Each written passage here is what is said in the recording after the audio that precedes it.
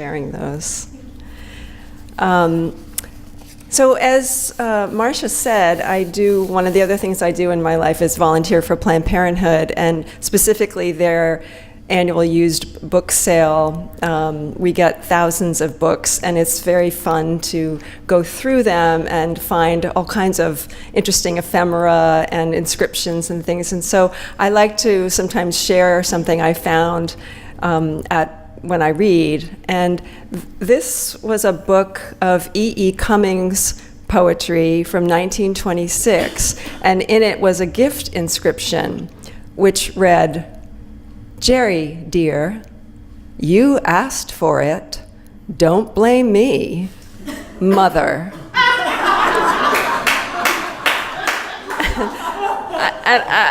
I just got such a kick out of that, and I like such a mother.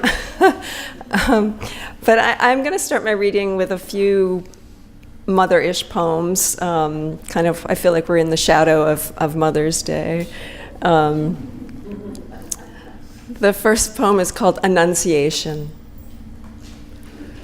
I slept unknowing, green I slept, happy, the laden sleep of apple wine, a fairy tale of sleep, a forest, primeval sleep, scent of pine. When did he fold back the sheet, a light wind against my heavy sleep, an unmoving of sleep, still beautiful Medusa of dream and not dream, adrift in the blue deep of sleep, a lead weight I slept, he fluttered in, I slept, my body unknowing.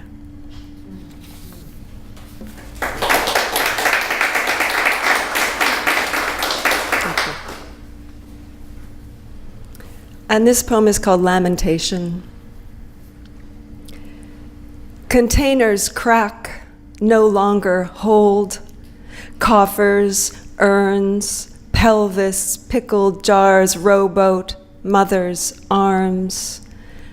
Oh, my marble heart, her water glass, pill case, jewelry box, ringer, washer, crockpot, all tossed. I was a child. We stripped her bed, upended the mattress, skated it down bare wood stairs and out the front door. What do we save ourselves for? That summer, bottles of her home-brewed root beer burst on the pantry floor.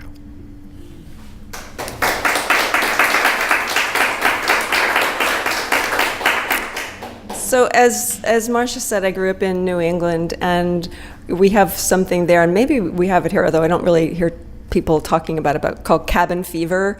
Maybe with May Gray, we're feeling a little cabin feverish, but it's just those long winters and dark days. So in this poem, I referenced that, but also an actual fever that I had as a child. And also I make reference to deer season and the fact that anyone who has grown up in New England knows that during deer season, you don't go outside unless you're wearing something bright orange or red. And certainly you don't go out wearing brown or white, where you could be mistaken by a hunter for a deer. Cabin fever. In the clearing, a deer, stripped, spooked. I enter the dream of the cabin, toss, burn, say it is deer season, say it is ice, mice drop from the attic, gnaw, frost mosses the walls. Somewhere a brook, the babble underneath, somewhere Mozart over and over in origami folds. Say I close my eyes, You look goofy, Mommy. Dead, but now alive. All my blankets moth-chomped, holes big as cars. Deer is starved. We stray in the woods, so cold, but no snow. How to know where the hunter goes? Flick white, flick heat.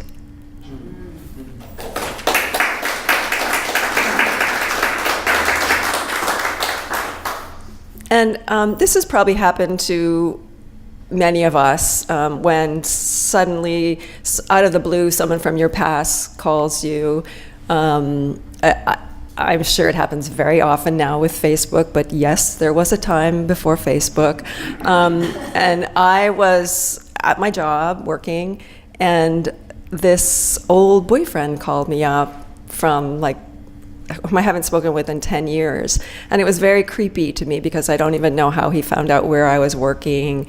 And so that night after work when I went home, I was feeling like he was sort of stalking me, like he was there, even though he had called me from another country, so he wasn't there. But I just felt like this weird, anyway.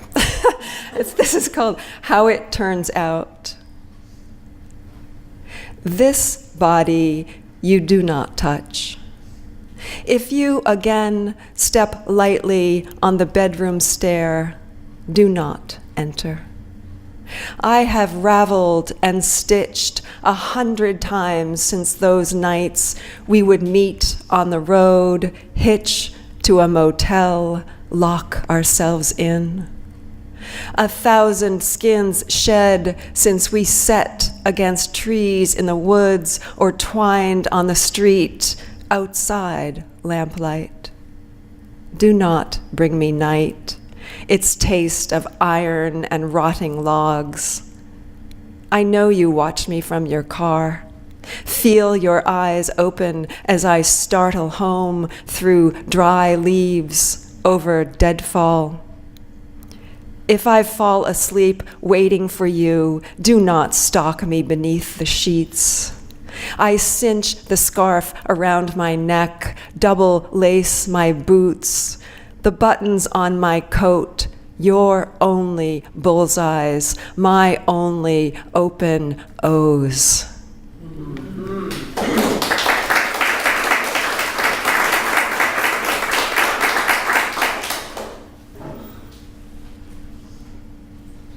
Midlife. What woman has not risen in the middle of the night, stood at the sink to rinse red from sheets, the back of a nightgown, hands in cold water?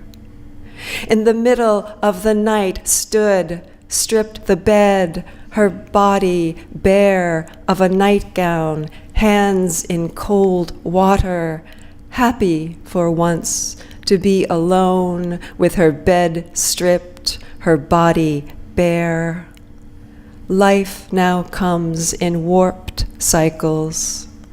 She is happy for once to be alone without the pull of a lover's arms. Life now comes in warped cycles of red rinsed from sheets at the sink. Without the pull of a lover's arms, what woman has not risen?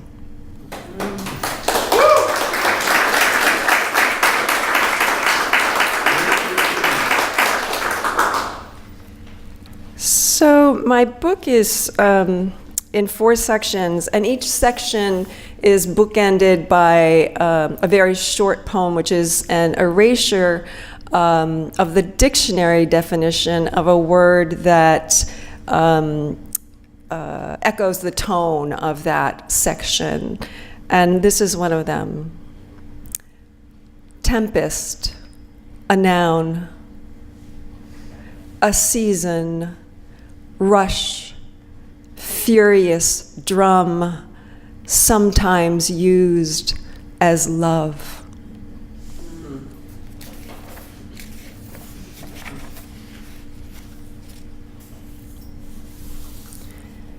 The thing I know best. On my naked chest in bed, your fingers set to tapping, little bee stings in the twilight. My rib cage rings its hollow tune.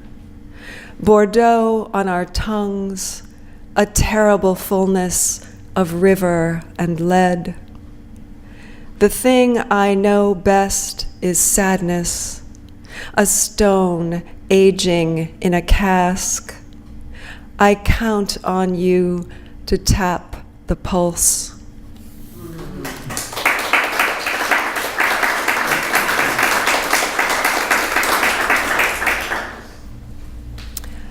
You know, we've had this fabulous winter of rain and more rain, and everything is like beautiful and lush, and it's just so like desperately gorgeous. And but I think probably for all of us here, we're always also looking at all the growth and thinking,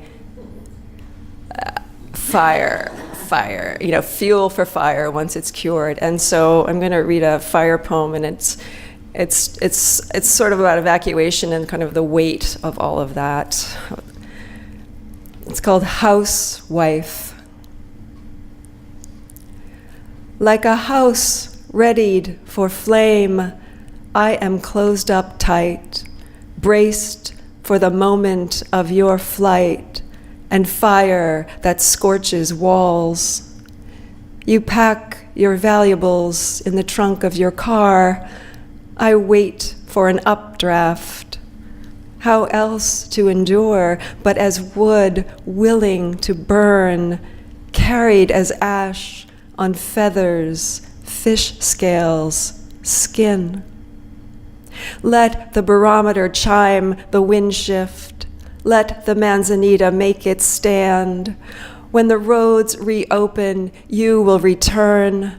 Learn how I breathed cinders through windows you thought airtight, doors you thought closed. I survive if smolder. A few pieces of oak remain. There is no season but fire. There is no husband but you.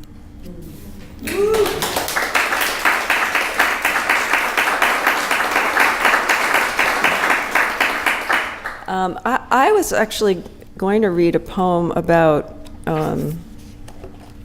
lichen, but I'm actually switching that up because I want to read a poem about art and the. You could do both, lichen and art.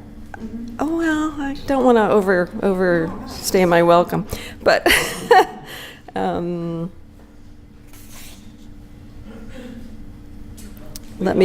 Let me find the art. I'm going to art. Because this, I think, also speaks to some of the advantages of art in our lives. Do you think we'll regret? We might have had children. Instead, we buy art. No tough love, no curfews. You just have to dust. So easy to tell every painting apart. We might have had children. Instead, we buy art. When we tire of Miro, we'll hang up the Brock, move Magritte to a closet with minimal fuss. We might have had children. Instead, we buy art. No tough love, no curfews. You just have to dust.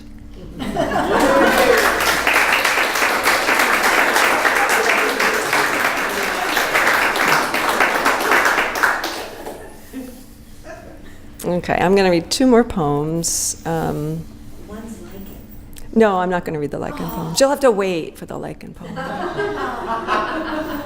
Next reading. So, as Marcia said, I am an advocate for women's rights, reproductive health care rights, and I have been, on some level, involved with Planned Parenthood since I was 18, either as a patient, a volunteer, a staff member, and now again as a volunteer. When I worked for Planned Parenthood, I was a grassroots organizer and lobbyist. And at some point, I felt that I needed to learn more about our abortion service in order to truly advocate for it. So I started to work in our abortion service. And I felt very happy doing that work. I felt like I was working for women. And this poem came out of that. And I don't really need to mention Georgia or Alabama, etc. Anyway. The ones who get away. Through a common kitchen sieve, I strain parts from blood. Goggled, masked, my fingers double-gloved, body layered in scrubs, I pump a splash of acrid soap, clean cannulas and tubes. Steaming water fills the sink, Springsteen's on CD. I sketch a little two-step in my bootied feet. The parts, sack, flippers, fins, once a set of twins, I pour into a Pyrex pie dish filled with lucid water, as if releasing fish to sea, the women free. Yes.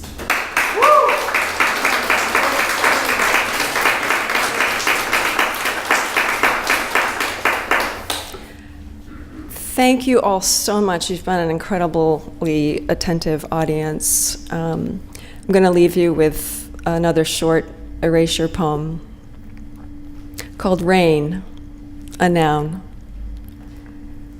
The descent, the water thus visible, or call it mist, so fine as to be not, but to float.